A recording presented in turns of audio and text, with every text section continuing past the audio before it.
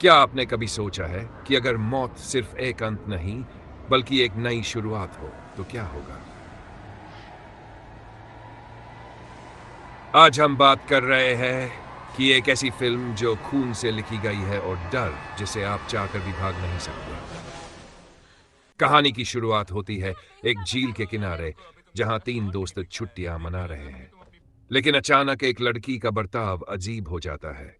वो किताब पढ़ नहीं रही होती, फिर भी उसे हर शब्द सुनाई देता है और फिर वो अपने ही दोस्त की हवा में खाल उधेड़ देती है। अब कहानी जाती है एक दिन पीछे।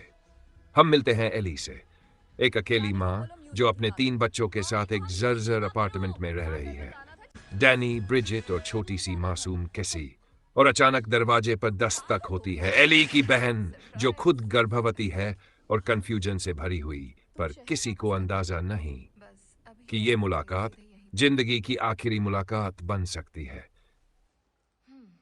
एक तेज भूकंप आता है और बिल्डिंग के नीचे एक पुराना तहखाना खुल जाता है। डैनी वहां जाता है। नेक्रोनोमिकॉन, बुक ऑफ द डेड और कुछ रहस्यमयी रिकॉर्ड। डैनी रिकॉर्ड प्ले करता है और आवाज आती है स्टार्ट। और तभी बुराई वापस लौट आती है।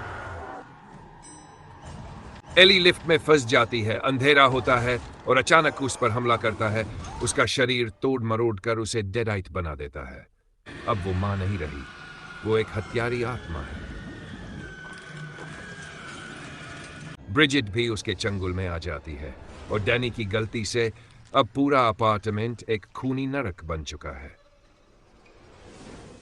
मुझे नहीं पसंद कि मेरे पेट में कुछ हो। अब बचती है सिर्फ बेथ और कैसी। बेथ टूट चुकी है, अब उठती है, हाथ में शॉटगन और दूसरी में चेनसो। क्लाइमेक्स में डेडाइट एली, ब्रिजिट और बाकी लाशें मिलकर एक भयानक मॉन्स्टर बना लेते हैं। एक ही शरीर, कई चेहरे, कई आवाजें जो सिर्फ मौत मांगती है। बेथ और कैसी उस दैत्य को एक वुड चिपर में धकेल देते हैं। टुकड़े, खून, चीखें, बुराई खत्म लगती है। पर क्या सच में? अगली सुबह एक एक लड़की बिल्डिंग की पार्किंग में आती है।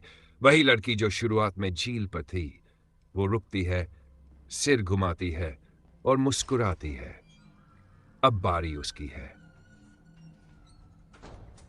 सिर्फ एक हॉरर फिल्म नहीं, ये एक चेतावनी है कि किताब को कभी मत छेड़ना, वरना तुम्हारा अंत भी वहीं शुरू होगा जहां एली का हुआ था।